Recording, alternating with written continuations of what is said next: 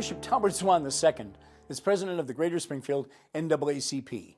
He came in recently to talk with us about the continuing crisis nationwide in relations between police and communities of color. We began, however, with concerns Bishop Swan expressed in a recent newsletter about presidential candidate Donald Trump meeting with African American clergy seeking their support for his White House bid. We haven't been able to get 100 African American pastors together to talk about the proliferation of guns on our streets, or the extrajudicial killings of African American males by police, or the epidemic of violence among black men, or what's happening in Flint, Michigan with poison water. And so it baffled me how 100 black preachers could decide to come together to sit down with, of all people, Donald Trump, someone whose rhetoric and whose record has not embodied any of the values that are beneficial to the African American community, who has talked disparagingly about African Americans, about Mexicans, about anyone who is not white and male, and whose rhetoric has really, in my estimation, been blatantly racist. And he has not come out and stood for anything of importance for our community. So what could he possibly have to say or to offer when we have his entire record to go by? What do his polling numbers and the passion and anger, I guess you'd almost call it, the crowds coming to his rallies say to you? How much does it concern you? Well, it concerns me because anybody who has the record that Mr. Trump has, and who speaks so recklessly as he does, and who yet garners such support, it tells you something about what's in the psyche of many people in American society. He's giving voice to the angry white mob that wants to take our country back, and what I'm afraid of is where they want to take the country back to. Because it looks like they want to go back to a time where people who look like me were not considered full citizens in the United States of America. I don't want to go back to a time where, or to a president that suggests that certain segments of the population should have to carry papers like they did in apartheid South Africa, or like slaves had to do in America in the early days. That's dangerous to me.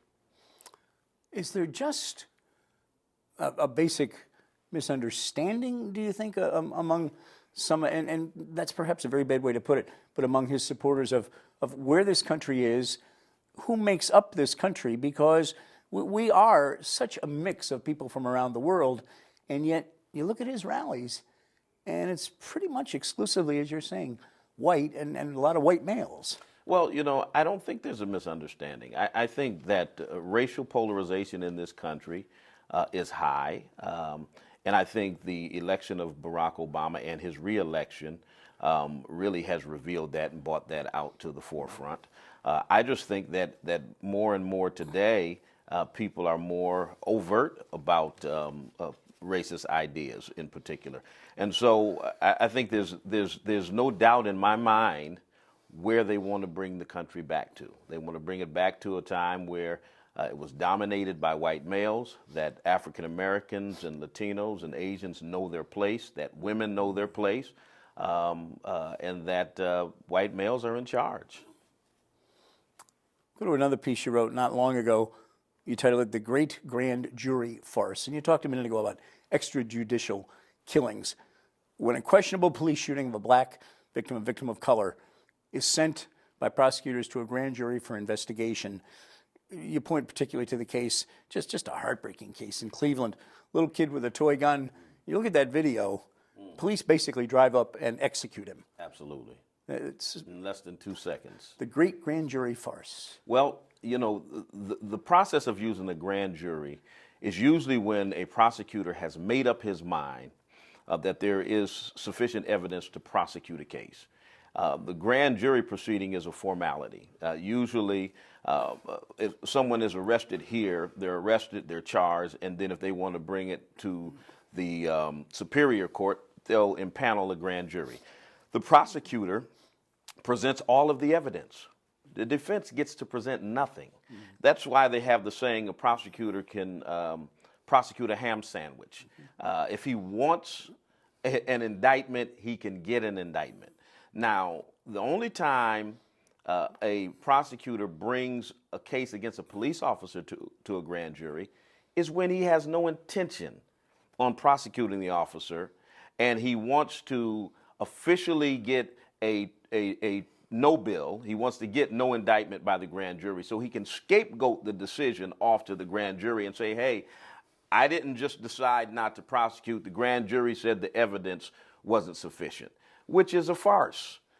If he wanted to prosecute, file charges and go forward with a trial, with a prosecution. And so it's just a joke. It's a farce. It's a way of allowing police officers to go through a mock judicial proceeding. So there's some semblance of justice. But we that have studied and know how the justice system works, we know that it's a farce. In your experience, and let's be careful to say we're saying nationwide and your observance, are relations between police and communities of color about as bad as they have been in maybe 40 or 50 years? Oh, they're terrible. I think they're as bad today as they were in the 60s during the civil rights movement.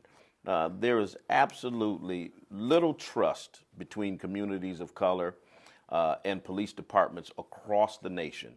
And every time we have something like Michael Brown's killer not being indicted, Sandra Bland's killers not being indicted, Tamir Rice's killer not being indicted, Eric Garner's killers not being indicted, every time we have a high-profile case where an African-American unarmed suspect is basically executed and the police officers get to walk home, eat dinner with their families, and keep going business as usual, it only exacerbates that relationship.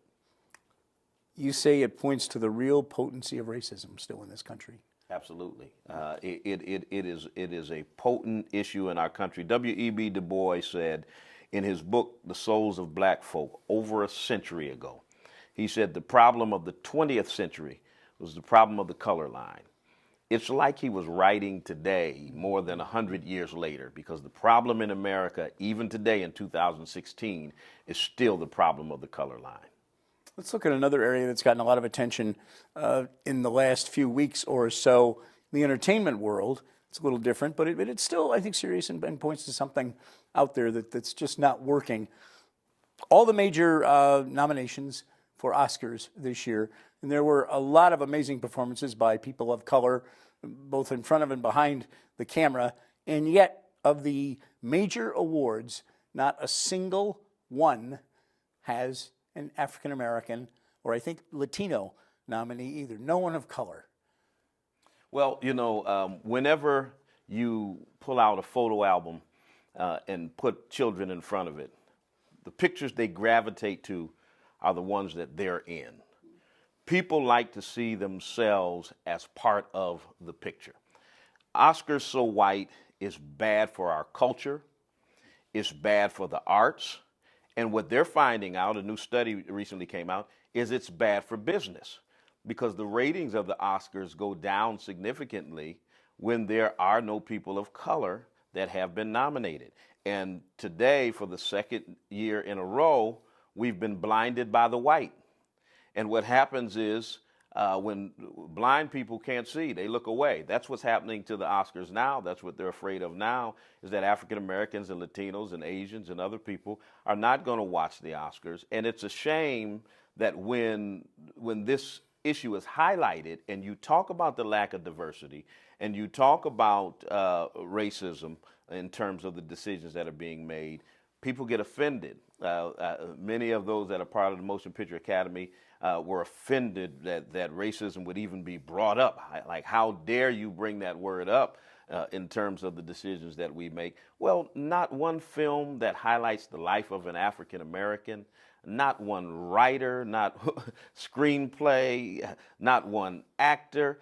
Something is wrong in America in 2016 when people keep pointing to the fact that, well, you have a black president, but we still can't get nominated for an Oscar.